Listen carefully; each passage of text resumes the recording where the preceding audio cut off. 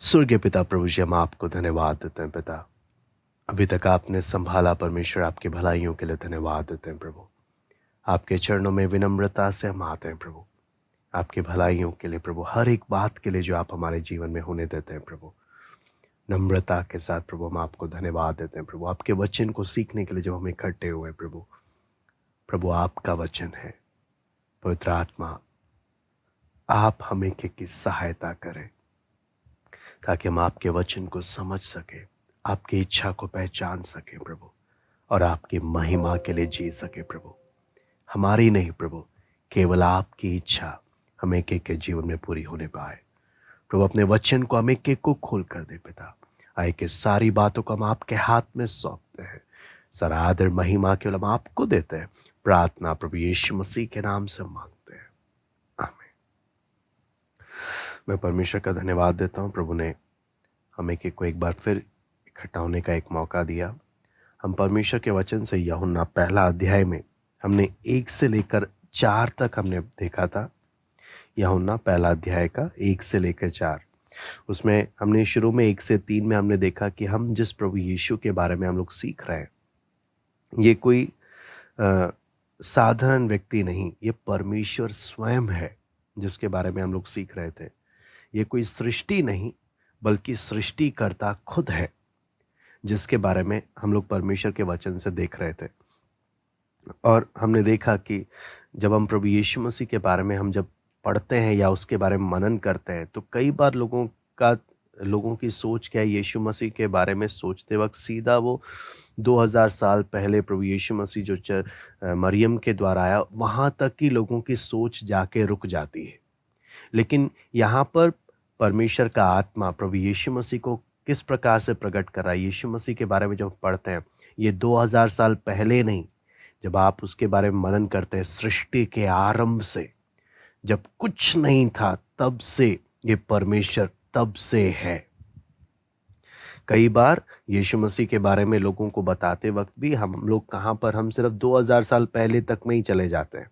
लेकिन जब हम परमेश्वर का दास, प्रभु का दास यूहन्ना, जब परमेश्वर के आत्मा के द्वारा प्रभु जब लिखवा रहा है, तो क्या बता रहा है, यीशु मसीह के बारे में जब हम देखते हैं, सृष्टि का आरंभ, आदि में वचन था, इसी ने सब कुछ बनाया, आदम को भी इसी ने बनाया। कुछ भी ऐसा, वचन बोलता है, कोई भी ऐसा वस्तु नहीं जो उसके बिना उत्पन्न नहीं हुआ, सब कुछ उसने बनाया।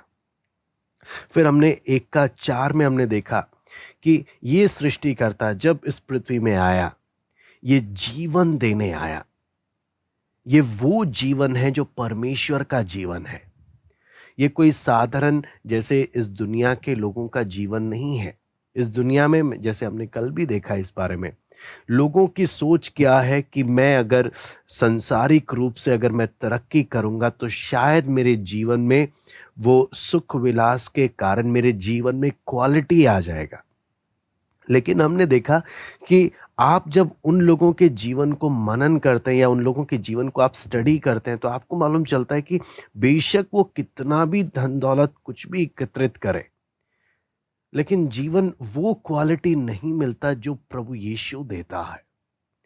प्रभु यीशु मसीह साफ साफ बोलता है, मैं वो जीवन देने आया, असली जीवन, वो क्वालिटी वाला जीवन, ये परमेश्वर का जीवन। मैं बोलता हूँ, ये जो प्रभु यीशु जो जीवन देता है, प्रभु यीशु मसीह जो जीवन देता है ना, आपके पास शब्द नहीं है उसको एक्सप्लेन करने के लिए जो प्रभु देता है। मुझे कौन सा जीवन चाहिए वो हमने तय करना। मुझे क्या संसारिक लोगों के हिसाब का जीवन चाहिए, या वो जीवन चाहिए जो प्रभु मुझे देता है। यीशु मसीह इसलिए उस समय में लोगों के पास चलते वक्त, लोगों के साथ रहते हुए बोलते, तुम मेरे पास क्यों नहीं आते कि जीवन पाओ, परमेश्वर का जीवन तुम पाओ। तो सबसे बड़ी बात जो प्रभु देता है, हमारे पास उसके लिए शब्द नहीं है उसको वर्णन करने के लिए जो प्रभु देता। फिर हमने उसके साथ साथ हमने ज्योति के बारे में, लाइट के बारे में हमने देखा कि ज्योति के 3 खासियत हमने देखा कि यह हमारे जीवन को बर्बाद होने से बचाता है, जीवन में एक नई शुरुआत और एक नया प्रकाश ये देता है। दूसरा बात हमने देखा, ये रोशनी प्रकट करता है, ये लोगों की छिपी हुई बातों को, लोगों के मुखौटों को, सब कुछ को प्रकट कर देता है। तीसरा बात हमने देखा, ये मार्गदर्शन करने वाला रोशनी है, जो उसमें जीवन था और वो मनुष्यों की ज्योति था। जब मैं प्रभु के साथ चल रहा हूं, आपको मालूम है, जितना प्रकाश मैं अपने जीवन में आने दूंगा, जितना प्रकाश प्रभु यीशु मसीह का, जितना प्रकाश पवित्र आत्मा का, जितना प्रकाश मेरे जीवन में पड़ रहा है, मेरे जीवन में कंफ्यूजन उतना ही खत्म होता जाता है। फिर मुझे हर बात के लिए, मुझे 10 लोगों से नहीं, मुझे स्पष्ट नजर आने लगता है कि प्रभु मुझसे क्या चाह रहा। स्पष्ट है, कोई उसमें कोई शक नहीं, कोई सवाल नहीं। लेकिन अगर प्रकाश नहीं है, तो जैसे हमने कल भी देखा, अगर आंख में पट्टी बंधी हुई है, तब तो मुझे हर बात के लिए, हर चीज के लिए मुझे क्या करना पड़ेगा, मुझे पूछना पड़ेगा। और इसलिए उसमें बहुत सारे दुष्परिणाम भी होते हैं। इसलिए यहां पर हमने देखा 1:4 में कि जितना प्रभु का प्रकाशन है, ये प्रभु का वचन प्रकाश का जब काम करता है, परमेश्वर का वचन। इसलिए हम वचन में हम जब देखते हैं, भजन संहिता 119 का 105 में लिखा है, तेरा वचन मेरे पाँव के लिए दीपक और मेरे मार्गों में की ज्योति है। तेरा वचन, ये पूरा वचन क्या है? असली में परमेश्वर के वचन को अगर हम जब देखते हैं ना, हम यहाँ पर ये नहीं मैं बोलूँगा कि हमें किसी से पूछना नहीं है, हम सब कुछ खुद कर सकते हैं, वो एक घमंड का प्रतीक बन जाता है। लेकिन यहाँ पर जब भजन संहिता 119 का 105 बोलता है, हमारा असली मार्गदर्शन परमेश्वर का वचन होना चाहिए कि मुझे क्या करना है, क्या नहीं करना। और जितना वचन का प्रकाशन मेरे जीवन में जाता है, इसलिए परमेश्वर का दास भजन संहिता 119 में बोलता है, तेरा वचन मेरे मंत्री हैं, मेरे सलाहकार है, मुझे करना क्या है जीवन में, क्या फैसला लेना है। आपको मालूम है, हम जितना वचन सीखते हैं, उतना हमारे लिए फैसला वचन के अनुसार लेना सरल होता है। लेकिन जितना कम हम वचन सीखते हैं, उसका बहुत नुकसान परिणाम हमें अपने जीवन में क्या करना पड़ता है, भुगतना पड़ता है। हम कई बार वो हमारे पास एक्सक्यूज हो सकता है, बोल सकते हैं मेरे पास टाइम नहीं है वचन सीखने के लिए। ठीक है, टाइम नहीं है, लेकिन आप जो भी डिसीजन लोगे, उसका कॉन्सिक्वेंस फिर आपको ही फेस करना पड़ेगा। आप जो भी फैसला लोगे, उसका जो भी परिणाम होगा, उसको आपने खुद भुगतना पड़ेगा। आप किसी को, आप परमेश्वर को भी नहीं बोल सकते कि प्रभु मेरे जीवन में ऐसा क्यों। प्रभु बोलेगा, मैंने तुझे वचन दिया, लेकिन तेरे पास क्या नहीं था, तेरे पास समय नहीं था इसको सीखने के लिए। जब समय नहीं था, तो जीवन में, आपको मालूम है, हमारा जीवन पूरा फैसलों से भरा पड़ा, और एक गलत फैसला हमारे जीवन को कितना नुकसान कर सकता, कितना नुकसान कर सकता है। इसलिए वचन में कई जगह में लिखा हुआ है कि जब भी कुछ गड़बड़ी हुई, वहां पे साफ साफ लिखा है, इन्होंने परमेश्वर से नहीं पूछा, इन्होंने अपनी मर्जी से फैसला लिया, इन्होंने परमेश्वर से नहीं पूछा। तो हम जब भी कुछ करते हैं, वचन सीखने का एक सबसे, अगर परमेश्वर के आत्मा के द्वारा अगर हम वचन सीख रहे हैं, सिर्फ ज्ञान बढ़ाने के लिए नहीं, तो बहुत आशीष में बन जाता है हमारा फैसला कि हमें क्या करना है, क्या नहीं करना है, हमें कैसा फैसला लेना है, क्या नहीं लेना है, बहुत स्पष्ट हो जाता है, क्लियर होने लग जाता है। लेकिन जितना हम नहीं सीखते, जितना हम एक्सक्यूजेस देते हैं, बहाने देते हैं, उसका नुकसान क्या हो जाता है, हम बेशक अपनी समझ का सहारा ले रहे हैं, लेकिन उसका जितना नुकसान हमें झेलना होगा, वो हमें झेलना ही पड़ेगा। क्यों? हम बोल नहीं सकते कि प्रभु मेरे साथ ऐसा क्यों हुआ। प्रभु बोलेगा, तूने वचन को क्या नहीं किया, तूने वचन को सीखा नहीं। इसलिए हम एक एक के लिए बहुत ज़रूरी हो जाता है कि हम जितना हम चाहते हैं कि प्रभु मेरा जीवन मेरे लिए, बहुतों के लिए, सबके लिए एक आशीष का कारण बने, उसके लिए उतना ही ज़्यादा प्रभु आपके वचन को सीखने के लिए, उसके अनुसार चलने के लिए प्रभु आप सहायता करें। और वचन का एक सिद्धांत है, अगर हम एक वचन जो प्रभु ने हमें प्रकट किया, अगर हम उसके अनुसार चलेंगे नहीं, तो प्रभु आगे मुझे प्रकट करके नहीं देगा। और जब प्रभु प्रकट करके नहीं देगा, तो मेरे जीवन में फिर एक अकाल आ जाएगा। इसलिए जितना हम सीख रहे हैं, उसके लिए हमारी एक प्रार्थना होनी चाहिए, प्रभु कि हमें उसके अनुसार चलने के लिए तो फजल देना, अनुग्रह देना। क्योंकि मैं आपको बोलता हूँ, वचन सीखने का मन भी परमेश्वर देता। अगर मैं वचन के अनुसार चलने का मेरा मन नहीं है, परमेश्वर उस मन को भी मुझसे ले लेगा। और जब मन चला जाएगा तो मेरे पास सिर्फ एक्सक्यूजेज ही रहेंगे, सिर्फ बहाना ही रहेगा। क्योंकि दिक्कत क्या है, परमेश्वर ने वो मन मुझसे ले लिया, वो वचन सीखने वाला मन। फिर कितने के साथ प्रार्थना में भी ऐसा होता। वचन में लिखा है प्रार्थना सिखाने वाली एक आत्मा है। परमेश्वर का आत्मा प्रार्थना के लिए मदद करता। लेकिन जब मन परमेश्वर का आत्मा ले लेगा तो मेरा प्रार्थना करने का भी क्या नहीं है, मन नहीं है। फिर वहां पर सिर्फ एक्सक्यूजेज है, ये काम है, वो काम है, ये है, वो है, लेकिन मैं प्रार्थना नहीं कर रहा।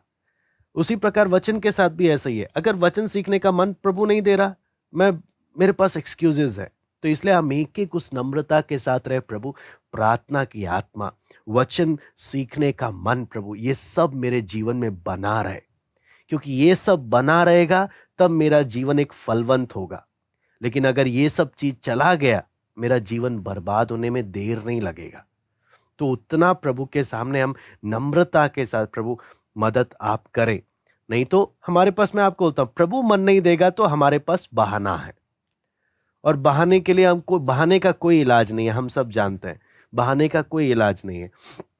यहाँ पर जब हम यूहन्ना 1:5, आज हम 5 से लेकर, हम प्रभु की मर्जी, हम 8 तक हम लोग देखना चाहेंगे।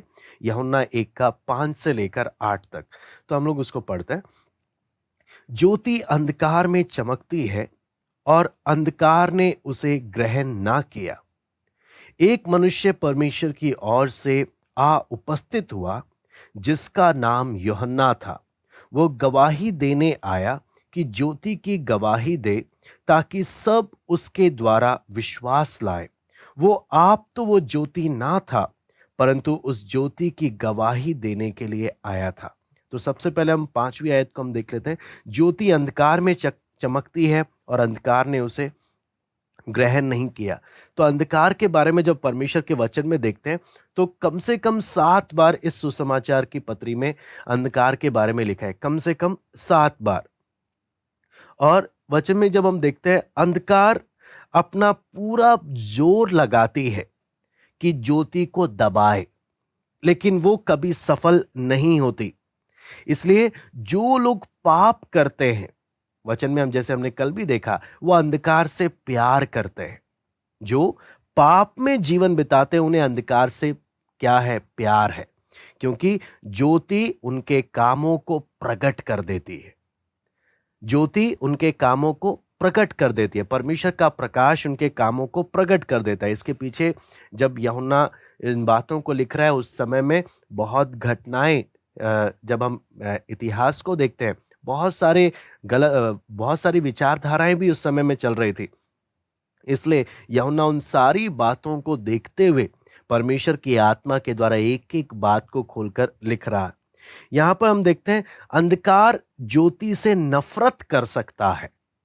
अंधकार ज्योति से नफरत कर सकता है, लेकिन ज्योति से कभी अपना पीछा नहीं छुड़ा सकता।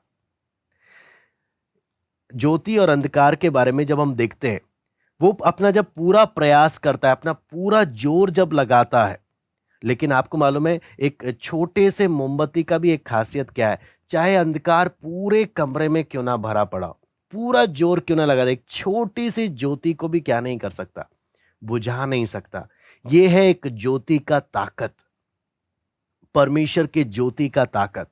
यहां पर हम जब ज्योति के बारे में देखते हैं, तो हम जब वचन से भी जब हम देखते हैं इस बात के बारे में, ये परमेश्वर का वचन इस बात को बोलता है, जो अंधकार उन बातों का प्रतीक है जो अच्छाई से, जो परमेश्वर की भलाइयों से घृणा करते हैं। जैसे 3:19 और 20 में हम देखते हैं, क्योंकि उनके काम बुरे थे इसलिए उन्होंने ज्योति से क्या किया, बैर किया। तो यहां पर जब हम देखते हैं, लोगों का प्रयास हमेशा रहता है, अगर पाप में जीवन बिताने के कारण चीजों को छिपाते रहने का लोगों का प्रयास रहता है। जैसे आदम हवा ने जब पाप किया, अदन की वाटिका में झाड़ी के पीछे क्या हो गए, छिप गए। लेकिन वचन में जब हम देखते हैं, परमेश्वर के प्रकाश के सामने कोई छिप नहीं पाता। फिर तीसरा बात जब हम देखते हैं, ये अंधकार अज्ञानता को भी दिखाता है, या इग्नोरेंस। ये अंधकार जब हम वचन में पढ़ते हैं, ये अज्ञानता को भी दिखाता। अज्ञानता बोल सकते हैं, या तो हम इसको एक और शब्द बोल सकते हैं, जानबूझकर जब जो सच्चाई मालूम चल रहा है उसको ठुकरा देना जानबूझकर, ये उसका भी प्रतीक है। इसलिए यूहन्ना 12:35 एक बार हम पढ़ लेते हैं। यूहन्ना 12:35 यहां पे लिखा है, यीशु ने उनसे कहा, ज्योति अब थोड़ी देर तक तुम्हारे बीच में है, जब तक ज्योति तुम्हारे साथ है तब तक चले चलो, ऐसा ना हो कि अंधकार तुम्हें आ घेरे। जो अंधकार में चलता है वो नहीं जानता कि किधर जाता है। तो यहां पर साफ साफ हम देखते हैं, प्रभु बोलता है, यीशु मसीह अपने चेलों को, सबको ये बोलता है, मेरे पीछे चलो। हाँ, जानबूझकर अंधकार ज्योति को ठुकराओगे, अंधकार में जाओगे, तुम्हें खुद नहीं मालूम चलेगा तुम जा किधर रहे हो। कुछ लोग हैं जिन्होंने जानबूझकर समझकर प्रभु को क्या किया, छोड़ा।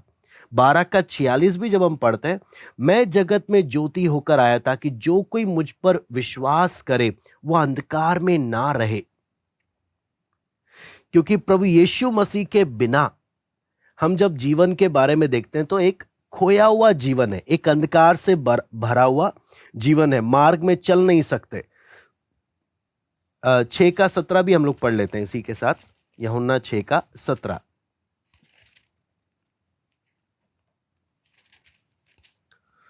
यहां पे लिखा है, और नाव पर चढ़कर झील के पार कफरनहूम को जाने लगे। उस समय अंधेरा हो गया और यीशु अभी तक उनके पास आया नहीं था। वचन में और भी जगह में अंधकार के बारे में जो बताया है, कई जगह में है। वो अंधकार एक प्रतीक का, अगर हम एक एक अंधकार के बारे में अगर खोलकर देखें, उन सब में कुछ बातें हैं जो हमारे आत्मिक जीवन से जुड़ी हुई हैं। ये जितने भी यूहन्ना रचित सुसमाचार में हम जितने भी अंधकार के बारे में पढ़ते हैं, सब कनेक्टेड हैं, जो हमसे कुछ ना कुछ हमसे बातें करते हैं। बस हमने यहाँ पर जब हम इस पहले अध्याय में जब हम हैं, तो इस कंक्लूजन के साथ मैं आगे बढ़ूंगा कि मसीह के बिना जीवन पूरा अंधकार से भरा पड़ा है। और इसमें जब हम देखते हैं, अंधकार का एक बात है, वो कभी ज्योति को समझ नहीं सकता। उसी प्रकार जो लोग अंधकार में जीवन बिता रहे हैं, वो प्रभु यीशु मसीह और उसके दावे और उसकी डिमांड्स को, उसकी मांग को कभी समझ नहीं पाते। उनके लिए प्रभु यीशु मसीह और उसकी बातें मूर्खता है। और दूसरी बात, अंधकार कभी भी ज्योति पर प्रबल नहीं हो सकता। जब हम देखते हैं प्रभु यीशु मसीह जब इस संसार में थे, लोगों ने अपना पूरा जोर मारा यीशु से अपना पीछा छुड़ाने का, यहां तक कि उसको क्रूस पर भी चढ़ा दिया। लेकिन हम देखते हैं वो फिर जयवंत होकर वहां से जी उठकर, मरे हुए में से जी उठकर लोगों के सामने प्रकट होता। लेकिन आज भी हम देखते हैं, आज भी शैतान, अंधकार जब हम देखते हैं, शैतान का भी प्रतीक है, शैतान और उसकी पूरी अंधकार की सेना का। तो हम जब देखते हैं वो भी अपना पूरा जोर लगाते हैं। किस बात का जोर? ताकि जिन लोगों में जो परमेश्वर का ज्योति जो जल रहा है, ये ज्योति कैसे ना कैसे बुझ जाए। शैतान शुरू से इस बात में जोर लगाते हुए आ रहा। लेकिन जो लोग अपने जीवन में सावधानी से चल रहे हैं, केवल उन लोगों के जीवन में शैतान का कोई असर नहीं पड़ता। लेकिन जो लोग लापरवाही दिखाते हैं, शैतान को देर नहीं लगता, उनके जीवन को, उनकी बत्ती को बुझाने में देर नहीं लगता। इसलिए हम लोग बहुत सावधानी से इस बात को हम प्रार्थना पूर्वक समझें कि 1:5 में दोबारा से मैं पढ़ता हूँ, ज्योति अंधकार में चमकती है और अंधकार ने उसे ग्रहण ना किया। हम सब जो परमेश्वर की ज्योति है या ज्योति की संतान है, हम सबको परमेश्वर ने बहुत सारे उजियालों के बीच में नहीं रखा।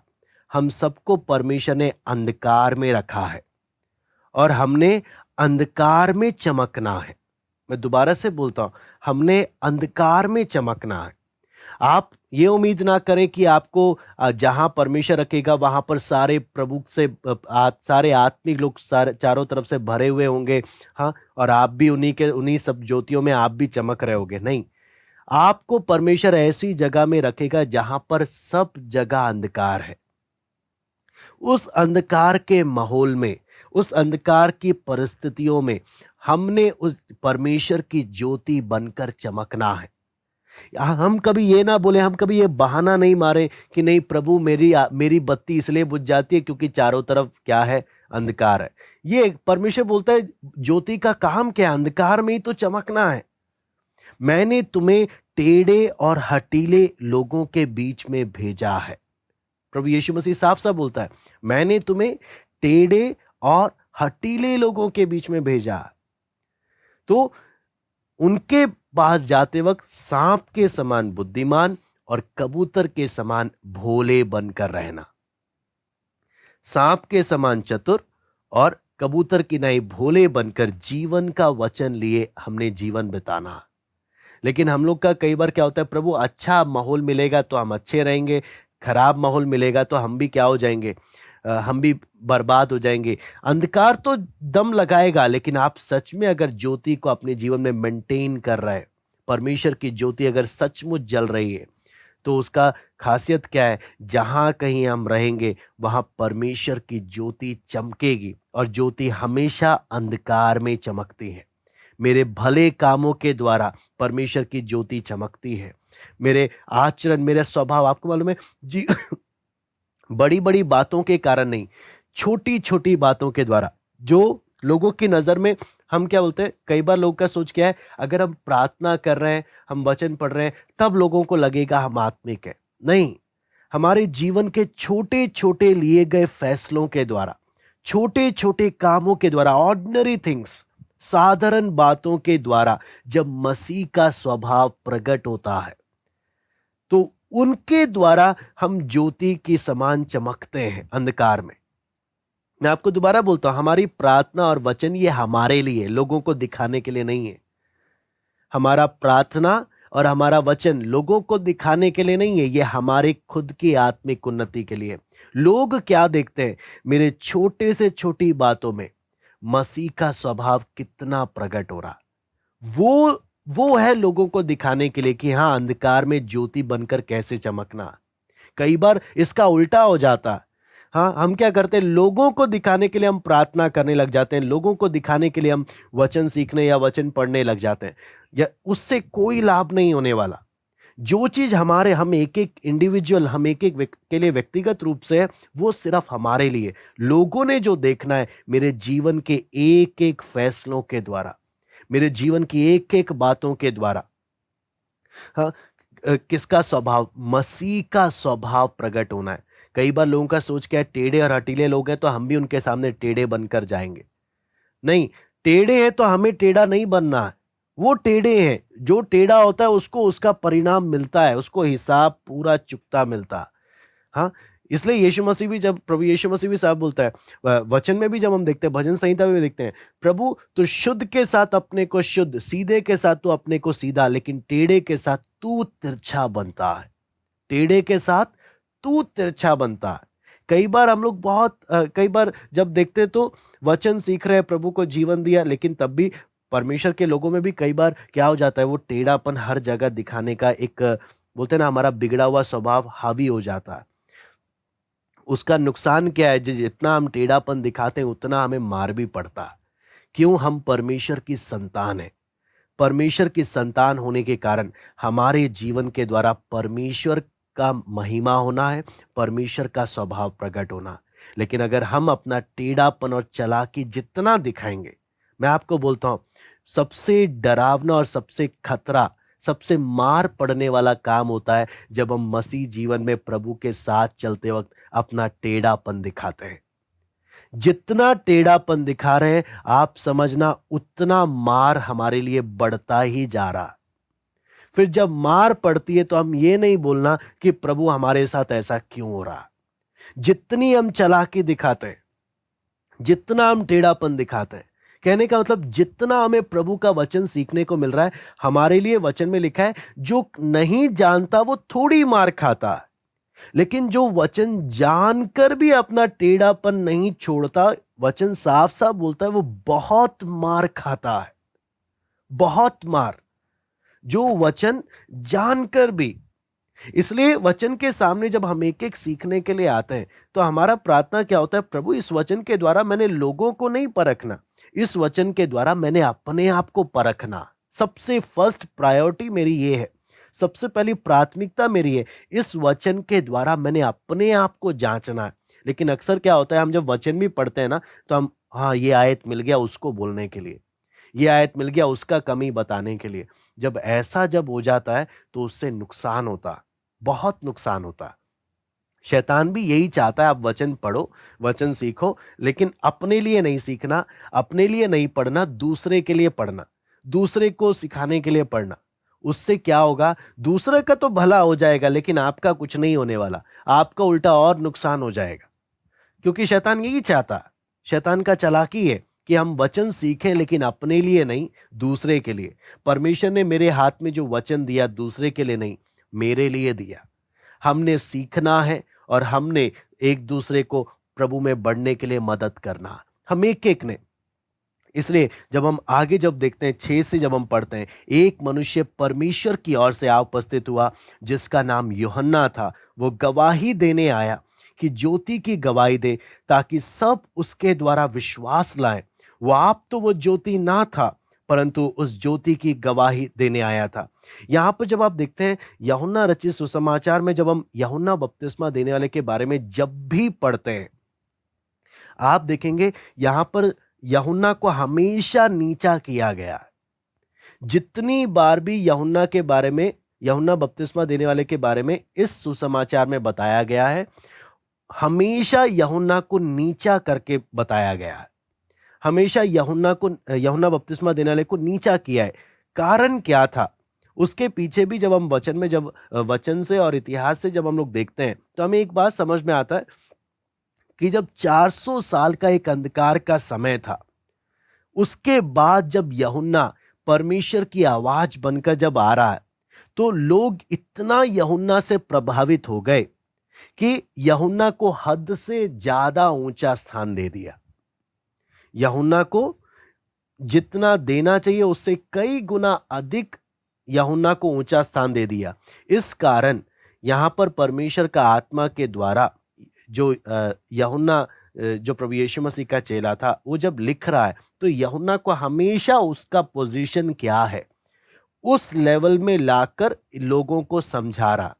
यूहन्ना सबसे ऊपर नहीं है, इसलिए यूहन्ना के बारे में आप इस सुसमाचार में जब भी पढ़ेंगे तो यूहन्ना हमेशा नीचे है। यूहन्ना को हमेशा नीचा किया गया इस सुसमाचार में। विशेष रूप से जब हम इसमें देखते हैं तो हमें इस बात का, जो यूहन्ना को जब उस समय लोग जो सबसे ऊंचा स्थान दे रहे थे, आप उसका एक सबसे अच्छा उदाहरण प्रेरितों काम 19 में आप देख सकते हैं।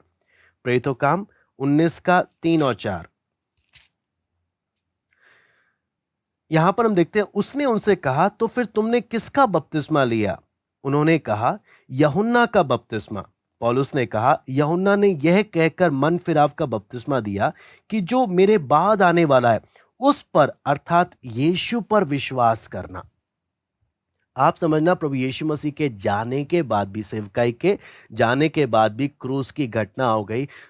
इज़राइल में इतना बड़ा घटना होने के बाद भी कुछ लोग थे जो यीशु से भी बढ़कर यूहन्ना को स्थान देते थे। इसलिए जब पौलुस सेवकाई कर रहा है तो इफिसुस में पौलुस ऐसे लोगों से मुलाकात कर रहा है जो लोग क्या बता रहे हैं कि हमने यीशु का बपतिस्मा तो सुना तक नहीं, हमने यूहन्ना का बपतिस्मा सुना। आप सोचना, उस समय में जो गलत उपदेश जो फैल रहे थे उसमें क्या हो गया, यीशु से ज्यादा यूहन्ना को महत्व दिया जाने लगा, यूहन्ना बपतिस्मा देने वाले को। तब परमेश्वर के आत्मा के द्वारा यूहन्ना ने इस बात को लिखते हुए इस बारे में बताया। इसलिए यहां पर हम वचन में, आप वापस यूहन्ना पहला अध्याय में हम आ जाते हैं। यूहन्ना पहला अध्याय उसका 7वां आयत में लिखा है, वह गवाही देने आया कि ज्योति की गवाही दे। तो जब हम इसके बारे में देखते हैं, यूहन्ना जानबूझकर अपने इस पत्री में यूहन्ना बपतिस्मा देने वाले को नीचा नहीं दिखा रहा, जानबूझकर नहीं, उसका कोई क्रिटिसाइज नहीं कर रहा, उसके महत्व को कम नहीं कर रहा, लेकिन हाँ एक बात बता रहा है, यूहन्ना बपतिस्मा देने वाला यीशु से नीचे है, सबसे ऊपर यीशु खुद है। इसलिए यूहन्ना बपतिस्मा देने वाले के बारे में जो 1:8 में जब हम पढ़ते हैं, वो साफ साफ बताया कि वो ज्योति नहीं था परंतु ज्योति की गवाही देने के लिए आया था। ज्योति नहीं था, ज्योति की गवाही। इसके लिए 1:20 भी जब हम पढ़ लेते हैं तो जब उससे पूछने के लिए यहूदी लोग आए यूहन्ना बपतिस्मा देने वाले से, तो लिखा है उसने ये मान लिया और इनकार नहीं किया, परंतु मान लिया कि मैं मसीह नहीं हूं। साफ साफ जब वचन में हम देखते हैं तो केवल यूहन्ना है जो इन बातों को प्रकट कर कर दे रहा कि यूहन्ना बपतिस्मा देने वाले ने क्या कहा, यूहन्ना बपतिस्मा देने वाला कौन था। क्योंकि उस समय में लोगों ने यूहन्ना बपतिस्मा देने वाले को यीशु से भी ऊंचा स्थान दे दिया, जो कि सिर्फ प्रभु का एक मैसेंजर था, प्रभु का एक क्या गवाह था, जो प्रभु के बारे में बताने के लिए आया। मैं आपको बोलता हूं, जैसे हम लोग यहां पर देख रहे हैं, जैसे यूहन्ना के बारे में हुआ, ऐसे ही आज भी होता है। जो लोग प्रचार करते हैं, लोग कई बार यीशु से ज्यादा उन्हें महत्व देने लग जाते हैं। हाँ, आप सोचकर देखो, इज़राइल की सबसे महत्वपूर्ण घटना उस समय जो हुई थी वो क्या था? यीशु का क्रूस पर लटकना, यीशु का इतने अद्भुत काम। लेकिन यीशु के जाने के, यीशु का स्वर्गारोहण, यीशु का जी उठना, लेकिन आपको मालूम है यीशु चला गया स्वर्ग में, पौलुस सेवा कर रहा है, और उस समय में भी लोग सिर्फ किसके बारे में जानते हैं? यूहन्ना के बारे में जानते हैं, यीशु के बारे में जानते ही नहीं। इससे क्या मालूम चलता है? यीशु से बढ़कर यीशु के संदेशवाहक को ज्यादा महत्व दिया गया।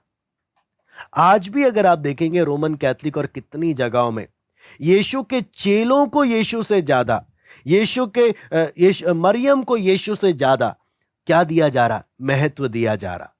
इससे हम एक एक को क्या चीज है, बेशक आपको मालूम है हम लोगों में भी हो सकता है कि हाँ, हम लोग मूर्ति नहीं बना रहे मरियम का, हम लोग क्या नहीं, पतरस पौलुस इन सब की पूजा नहीं कर रहे, लेकिन हमारे साथ भी कई बार क्या हो जाता है, हम परमेश्वर से ज्यादा प्रभु के दास को महत्व देने लग जाते हैं, परमेश्वर से ज्यादा प्रभु के दास को। वचन यहां पर बोलता है हर एक का स्तर कौन सा है हमेशा याद रखें।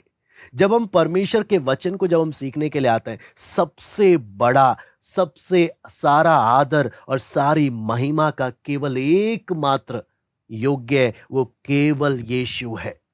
लेकिन आपको मालूम है कई बार वचन समाप्त हो, लोग आपस में बातचीत करें, तो कई बार यीशु के बारे में बातचीत करने के बजाय किसके बारे में बातचीत हो जाता है? इन प्रभु के दास ने ऐसा बताया, इन प्रभु के दास ने ऐसा सिखाया, सब इन प्रभु के दास ने, सारी महिमा प्रभु के दास को मिले। हाँ, ऐसे हो जाता। जबकि क्या वो सिर्फ एक संदेशवाहक है। यूहन्ना से जब पूछने के लिए पूछा गया, भाई तू कौन है? यूहन्ना ने क्या बोला? मैं केवल एक आवाज हूं, मैं केवल एक जंगल में पुकारने वाली आवाज हूं। प्रभु का मार्ग तैयार करो, मुझे नहीं प्रभु को देखो।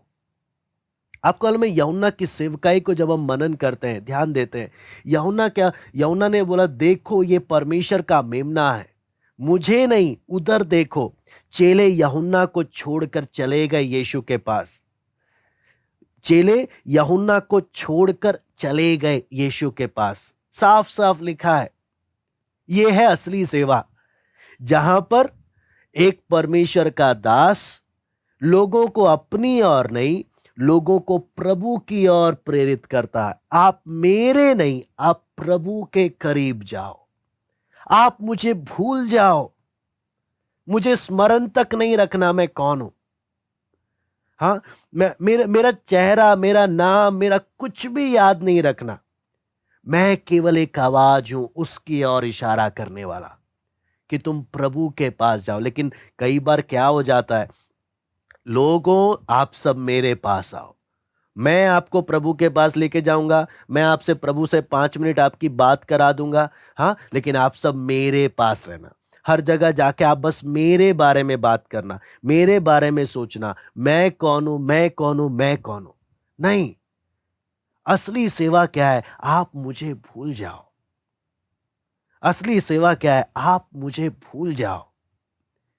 आपको मालूम है ये बहुत बड़ा समर्पण होता है, बहुत बड़ा समर्पण। दुनिया में लोग अपना नाम कमाने की सोचते हैं, दुनिया की सोच है मुझे अपना नाम चाहिए, अपनी पहचान चाहिए, अपना चाहिए। लेकिन सेवकाई में परमेश्वर के दासों का एक वचन के अनुसार जो सिद्धांत वो क्या है? लोग मुझे भूल जाए, लोग मुझे स्मरण ना करें। यह है सेवकाई का में हम जब परमेश्वर के दास यूहन्ना को देखते हैं, यूहन्ना ने कभी भी लोगों के सामने अपने को ऊपर किया नहीं, कभी नहीं किया, बल्कि हमेशा अपने आप को क्या किया, घटाया, हमेशा अपने आप को घटाया। लेकिन फिर भी दिक्कत क्या हो गया, यूहन्ना मर गया, फिर भी लोग यूहन्ना को ही सबसे ऊपर लेकर चले गए। इसलिए परमेश्वर के आत्मा के द्वारा यूहन्ना रचित सुसमाचार में यूहन्ना परमेश्वर के आत्मा के द्वारा क्या लिख रहा है, यूहन्ना ने खुद अपने मुंह से बोला, मैं सिर्फ गवाही देने आया हूं, मैं ज्योति नहीं हूं, मैं सिर्फ ज्योति का गवाही देने आया हूं। उसी प्रकार हर एक व्यक्ति जब कलीसिया में, हर एक व्यक्ति जब यह समझ लग जाए सबसे बड़ा प्रभु है, ये प्रभु के दास लोग भी, प्रभु के दास बोलने का मतलब प्रभु के करीब हमने जाना, हमने प्रभु के विषय में बातें करनी है, हमने वचन के विषय में बात करनी है, सबसे ज्यादा हमने प्रभु के करीब आना है। लेकिन जब प्रभु से ज्यादा हम परमेश्वर के दासों के करीब आ जाते हैं, वहां पर एक नुकसान हो जाता है, बहुत नुकसान हो जाता है। जब हम प्रभु से ज्यादा प्रभु के दासों को महत्व देने लग जाते हैं, वहां पर नुकसान हो जाता है। आपको मालूम है, इसलिए यीशु मसीह की सेवकाई में आप देखना कि यरूशलेम में जाने से पहले जब भी प्रसिद्धि आई, यीशु सुनसान जगह में चले जाता था, या वचन में लिखा है यीशु खुलकर सेवा नहीं कर पाता था, क्योंकि आपको मालूम है पॉपुलैरिटी बहुत बड़ी मुसीबत है। क्योंकि जो महिमा परमेश्वर को मिलनी चाहिए, लोग मनुष्य को देने लग जाते हैं।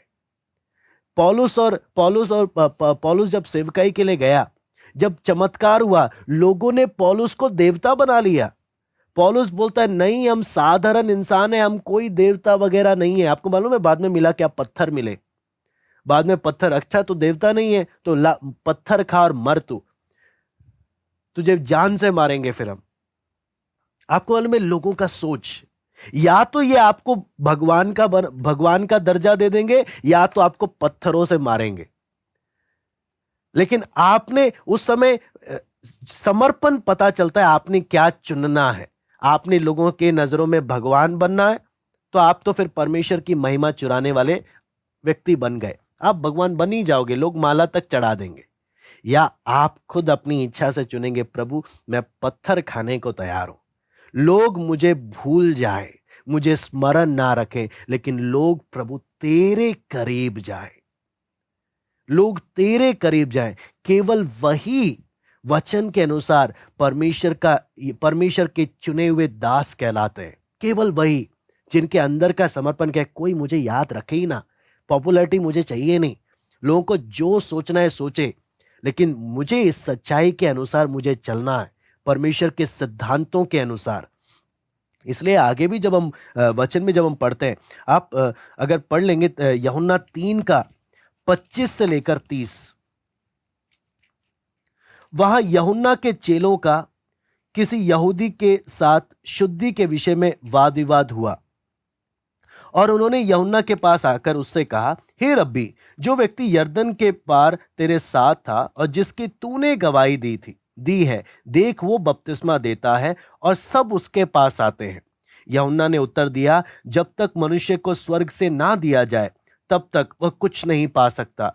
तब तो तुम तो आप ही मेरे गवाह हो कि मैंने कहा मैं मसीह नहीं, परंतु उसके आगे भेजा गया हूं। जिसकी दुल्हन है वही दूल्हा है, परंतु दूल्हे का मित्र जो खड़ा हुआ उसकी सुनता है, दूल्हे के शब्द से बहुत हर्षित होता है। अब मेरा यह हर्ष पूरा हुआ, अवश्य है कि वह बढ़े और मैं घटूं।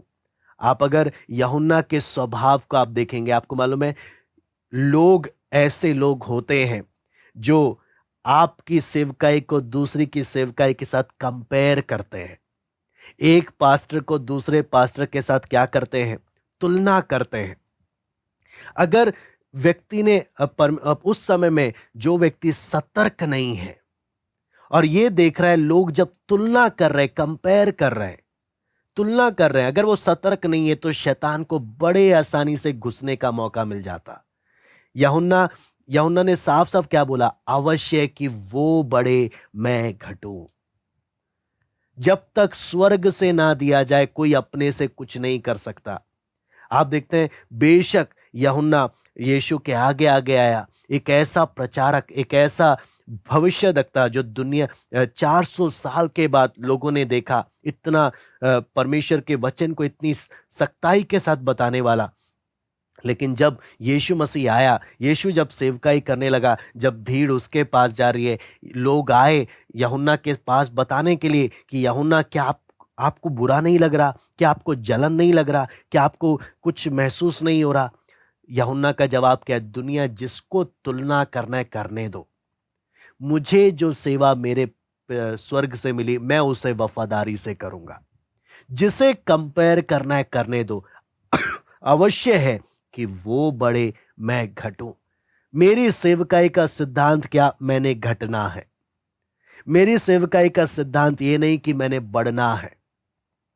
बहुत बार सेवकाई के क्षेत्र में भी लोग इसलिए कूद पड़ते हैं कि मुझे अपना नाम चाहिए, लेकिन जबकि सिद्धांत क्या है? मैं घटता जाऊं वो बढ़ता जाए। लोग मेरे करीब नहीं, लोगों ने उसके करीब आना है, उसके करीब आना है। आपको मालूम है, ये है वो वचन का सही सिद्धांत जो परमेश्वर के वचन में हम देखते हैं। आप 4:1 भी जब हम पढ़ते हैं, यूहन्ना 4:1, यहां पे लिखा है, फिर जब प्रभु को मालूम हुआ कि फरीसियों ने सुना है कि यीशु यूहन्ना से अधिक चेले बनाता है और उन्हें बपतिस्मा देता है। आप यहां पर भी आप देखेंगे साफ साफ, यहां पे भी क्या है कि लोग देख रहे हैं, भाई यीशु के पास इतनी भीड़ जा रही है, यूहन्ना के पास तो अब इतनी भीड़ नहीं जाती। जब तक यीशु सेवा नहीं कर रहा था, यूहन्ना के पास तो सब जगह से भीड़ जा रही थी। अब यीशु जब सेवा करने आया, यूहन्ना को छोड़कर अब लोग किसके पास जा रहे हैं? यीशु के पास जा रहे हैं। आप सोचो ना, कितना एक सेवकाई के क्षेत्र में भी लोग कंपेयर करते हैं, तुलना करते हैं, और वहां पर भी शैतान किस प्रकार से खेलने के लिए आ जाता। लेकिन यहां पर यूहन्ना का समर्पण क्या था? अवश्य है कि वो बढ़े, मैं घटता जाऊं। ये सिद्धांत एक सबसे बड़ा सिद्धांत, इसलिए यूहन्ना के रचित सुसमाचार में हम एक बात देखते हैं कि संदेशवाहक का स्थान सदैव संदेशवाहक ही रहता है। एक गवाह का स्थान हमेशा एक गवाह की तरह रहता है, उसको कभी भी परमेश्वर का स्थान नहीं देना चाहिए। जब जब लोगों ने दिया, तब तब शैतान ने अपना खेल खेला। रोमन कैथोलिक में यही घटना घटी कि लोगों ने क्या किया? प्रभु से बढ़कर प्रभु के संतों को ज्यादा क्या दे दिया? महत्व दे दिया, उनको भगवान का दर्जा दे दिया। जैसे हम पौलुस के जीवन में भी देखते हैं, या तो लोग आपको भगवान बनाएंगे या तो लोग आप पर पत्थर चलाएंगे। चुनना आपने है कि मुझे कौन सा स्थान चाहिए। मुझे लोगों का इज्जत नहीं चाहिए, मुझे वचन के प्रति सदैव सच्चाई के मार्ग में बने रहना। जब लोग तुलना करें, मेरे अंदर जलन नाम की एक चीज नहीं आनी चाहिए। मेरे से बढ़कर अगर प्रभु किसी और को इस्तेमाल करे, प्रभु और इस्तेमाल कर, जलन को मेरे जीवन में जगह नहीं आनी चाहिए। कोई भी व्यक्ति मेरे आसपास अगर उन्नति कर रहा है, मेरे अंदर 1% जलन नहीं, क्योंकि जहां जलन वहां आप लोग उसकी कमी ढूंढने का मन आएगा। बल्कि अंदर क्या? प्रभु वो बढ़े, मैं घटता जाऊं, मैं घटता जाऊं। वो एक समर्पण रहता। हम 10:41 भी हम देखते हैं, यूहन्ना 10:41।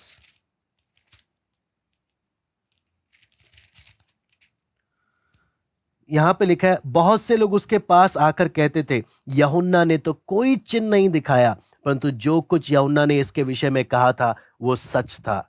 यहां पर भी हम देख रहे हैं, यूहन्ना कोई चमत्कार नहीं कर रहा, लोग तुलना कर रहे हैं, देखो यीशु कितना चमत्कार कर रहा। यूहन्ना तो कोई चमत्कार नहीं कर रहा, क्योंकि लोग दोनों को एक इंसान की नजर से देख रहे हैं। लेकिन एक बात है, लोगों ने इस बात के विषय में क्या बोला? कंपेयर करते वक्त बोला, हाँ ये सच इसने बोला था, जो बोला था इसने। कोई तुलना करते वक्त लोग हर बात को कंपेयर, हमेशा समझना, लोग तुलना हमेशा करेंगे।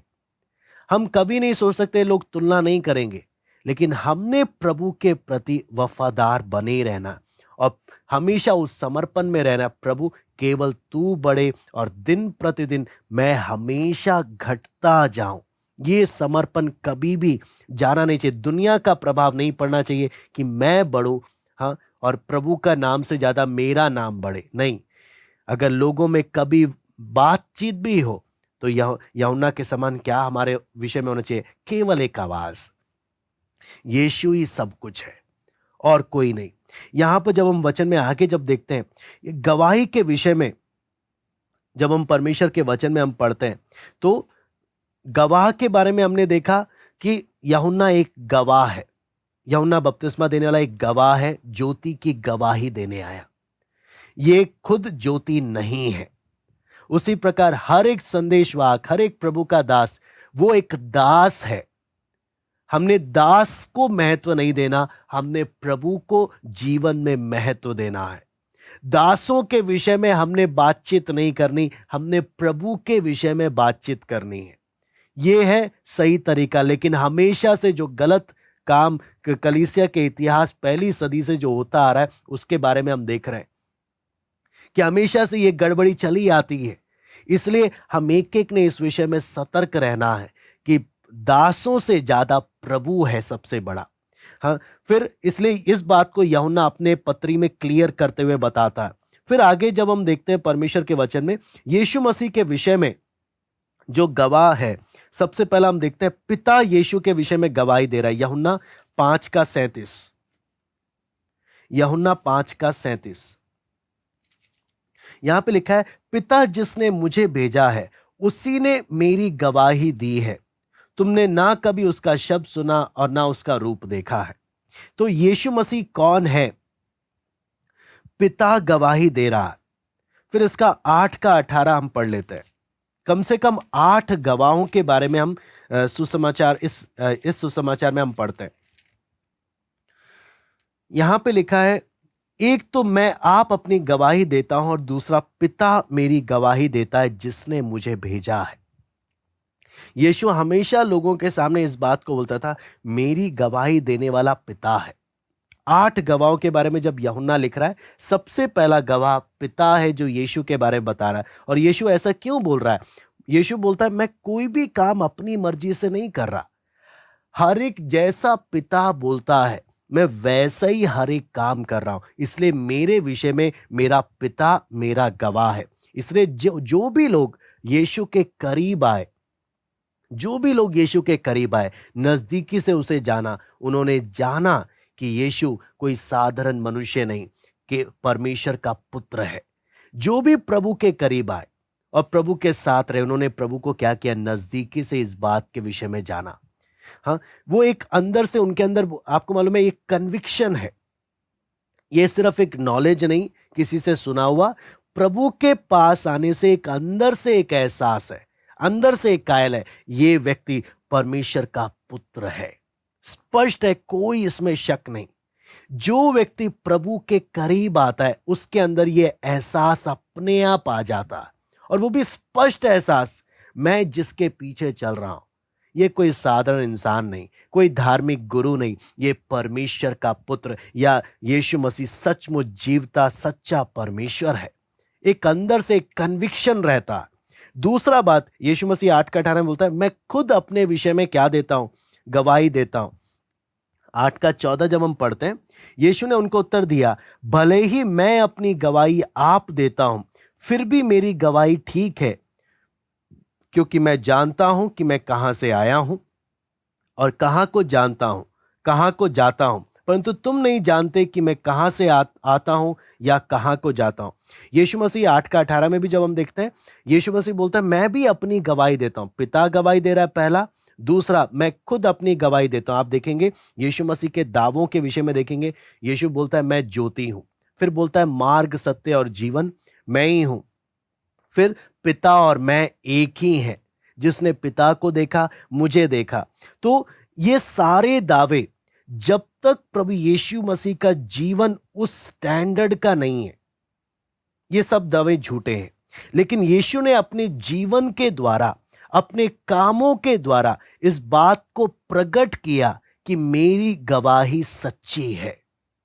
मैं दोबारा से बोलता हूं, यीशु ने अपने जीवन के द्वारा, अपने कामों के द्वारा, अपनी एक एक बातों के द्वारा प्रकट किया कि जो मैं बोल रहा हूं वो सच है। पिता मेरे विषय में गवाही दे रहा है, मैं अपने विषय में गवाही दे रहा हूं। तीसरा, जब हम यूहन्ना 5:36 हम पढ़ते हैं, यूहन्ना 5:36 यहां पे लिखा है, परंतु मेरे पास जो गवाही है वो यूहन्ना की गवाही से बड़ी है, क्योंकि जो काम पिता ने मुझे पूरा करने को सौंपा है, अर्थात यही काम जो मैं करता हूं, वो मेरे गवाह हैं कि पिता ने मुझे भेजा है। यानी तीसरा बात क्या है? मेरे काम मेरे विषय में गवाही देते हैं। मेरे काम मेरे विषय में गवाही देते हैं। यूहन्ना 10:25 भी जब हम पढ़ते हैं, यहां पे लिखा है, यीशु ने उन्हें उत्तर दिया, मैंने तुमसे कह दिया पर तुम विश्वास करते ही नहीं। जो काम मैं अपने पिता के नाम से करता हूं वे ही मेरे गवाह हैं। आप ऐसे ही 14:11 जब आप देखेंगे, वहां पर भी यीशु बोलता है, कम से कम मेरे कामों को देखकर विश्वास करो। मेरे कामों को देखकर विश्वास करो, क्योंकि मेरे काम मेरे विषय में क्या देते हैं?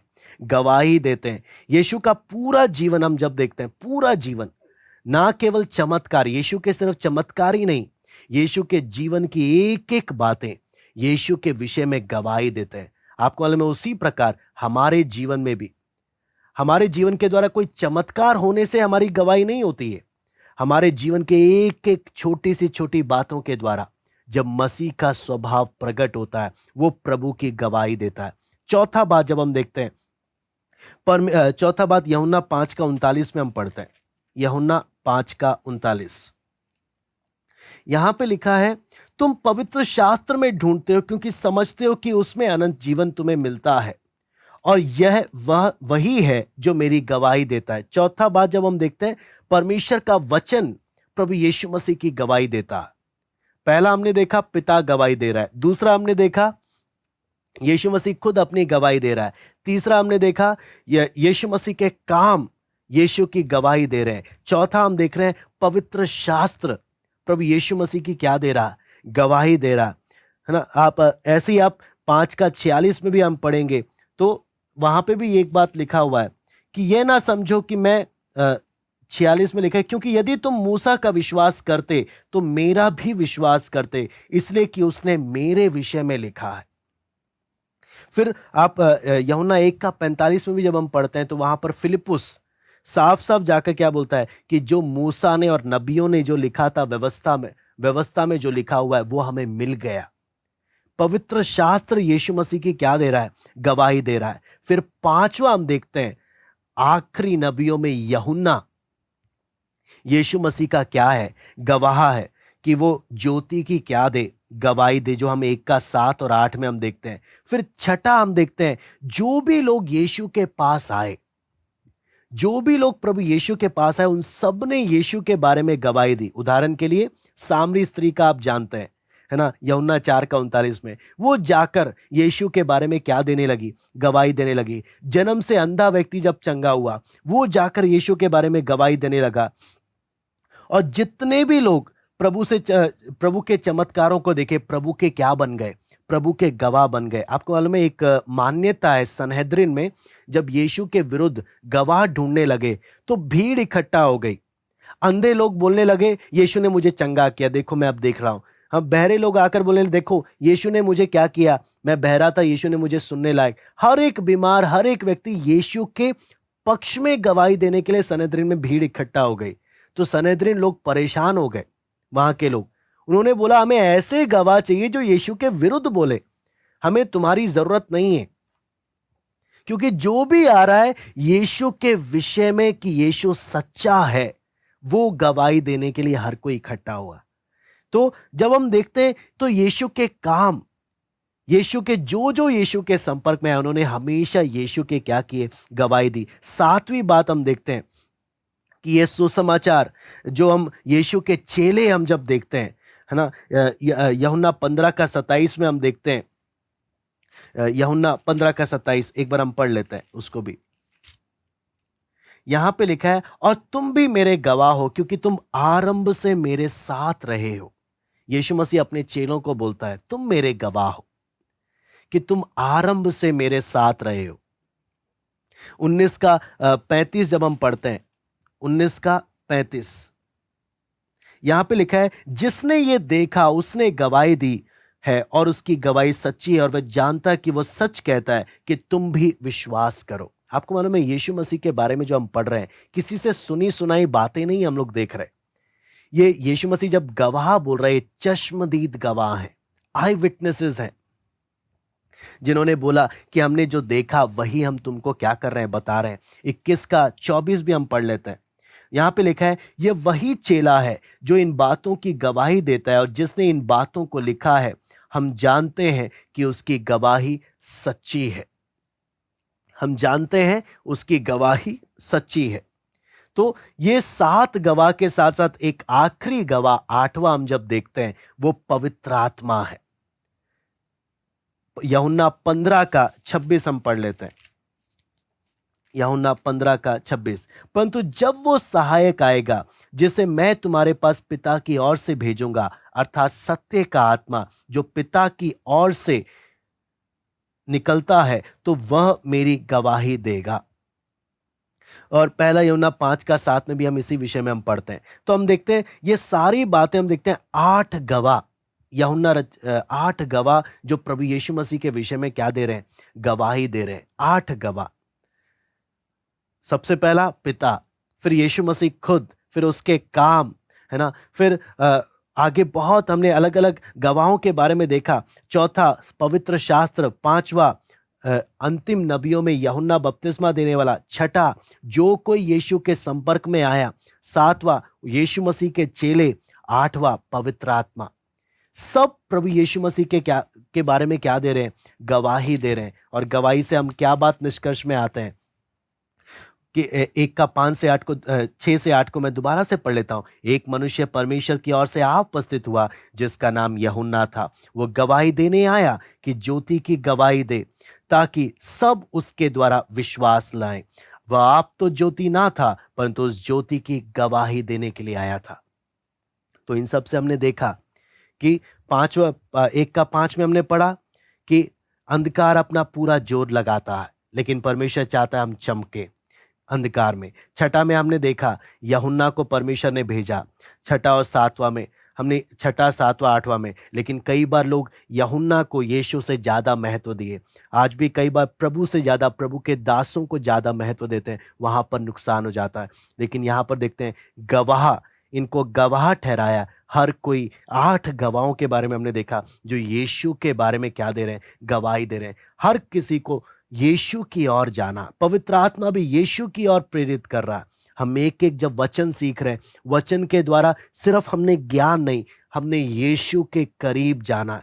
ये हमारा समर्पण हो, ये हमारी प्रार्थना। प्रभु लोगों को महत्व नहीं, प्रभु तुझे हम महत्व देंगे। हमने तेरे करीब आना, नहीं तो हम थोड़ा सा वचन सीख के लोगों के सामने हम बड़े बन सकते हैं। कई बार आपको मालूम है एक अनजाने में होने वाला शैतान का जो खेल है, जो लोग पहचान नहीं पाते, कि हम जब थोड़ा सा वचन सीख लेते, थोड़ा सा हमें कुछ आ जाता है, तो हम क्या करते हैं, हम ही अपने आप से एक लीडरशिप ले लेते हैं। अपने आप से ही हम क्या हो जाते हैं, हम लोगों की नजर में बड़े बनने का इच्छा हमारे अंदर आ जाता। ये वचन के कभी भी पक्ष में नहीं है। हमारे अंदर कभी भी ये इच्छा नहीं आना है कि हमने बड़ा होना, कभी भी नहीं। ये बहुत बार होने वाला धोखा है जो लोगों के साथ बहुत होता है कि मुझे लोगों की नजर में बड़ा बनना है। नहीं, कभी ऐसा, गलती से भी ऐसा भावना नहीं आना, क्योंकि ये भावना मेरे विनाश का कारण बन जाएगा, मेरे गिरने का कारण बन जाएगा। इसलिए वचन में लिखा है, जब तक प्रभु ना उठाए अपने से उठने की इच्छा नहीं रखना। परमेश्वर के बलवंत हाथों के नीचे सदैव दीन बने रहना, सदैव दीन बने रहना। वो अपने समय पर अपनी महिमा के लिए इस्तेमाल करे, वो उसकी महिमा। यूहन्ना का समर्पण क्या है, मैं घटता जाऊं वो बढ़ता जाए। समर्पण केवल यही है, हमेशा वो बढ़े, महिमा केवल उसको मिले। ये समर्पण हमेशा हमारे जीवन में बने रहना चाहिए कि प्रभु जहां कहीं तू हमें रखे। लोग तुलना कर कर बढ़ाने का बहुत कुछ सोचेंगे, लेकिन प्रभु सिर्फ महिमा तुझे मिलना चाहिए। मैं केवल एक आवाज हूं और कुछ नहीं। लोगों ने मेरे को 1% इंपॉर्टेंस नहीं देना। मैं आपको बोलता हूं, लोगों ने 1% मुझे इंपॉर्टेंस नहीं देना, मुझे महत्व नहीं देना है। लोगों ने अगर किसी को महत्व देना है, केवल यीशु को, केवल वही महत्व के योग्य है। मैं केवल एक गवाह हूं, मैं सिर्फ उसकी और पॉइंट आउट करने वाला एक एरो हूं, एक निशान हूं। एरो इंपॉर्टेंस नहीं रखता, सबसे ज्यादा वो किस और इशारा कर रहा है वो इंपॉर्टेंस रखता है। प्रभु इन वचनों के द्वारा हम सबको आशीष दे। आइए हम प्रार्थना करते हैं। स्वर्गीय पिता प्रभु जी, हम जब आपका वचन को सीखते हैं पिता, बहुत सी बातें हैं प्रभु, बहुत सी बातें हैं जो आप हमें सीखने को देते हैं, और सीखने के लिए कितनी बातें हैं प्रभु। विनती प्रार्थना करते हैं प्रभु, जितना हम वचन सीख रहे हैं प्रभु आपके करीब आने पाए। हमारे जीवन में सबसे ज्यादा महत्व केवल आप रहे, आपको महत्व दें, आपके करीब आए। हमने वचन में देखा हर एक गवाह, चाहे पिता हो, चाहे प्रभु यीशु मसीह खुद हो, चाहे प्रभु के काम हो, पवित्र शास्त्र हो, जो लोग हो, चाहे पवित्र आत्मा हो, हर एक ने आपकी और गवाही दी है प्रभु। आपके करीब हम एक एक को आने के लिए फजल दे। संसार की सोच हमारे मसीह जीवन में आने ना पाए। हम घटते जाएं प्रभु, आप हम में बढ़े। लोग हमें नहीं प्रभु, लोग आपको हम में देखें। हम सदैव एक गवाह हैं कर कर अपने आप को समझे, और आदर और महिमा सिर्फ आपको मिले प्रभु। इन बातों को मनन करने के लिए प्रभु हम एक एक को फजल दे। धन्यवाद देते हैं आज की संगति के लिए। सर आदर महिमा केवल हम आपको देते हैं। प्रार्थना प्रभु यीशु मसीह के नाम से हम मांगते हैं, आमीन। सबको जय मसीह की। प्रभु आप सबको बहुत ऐसे आशीष दे।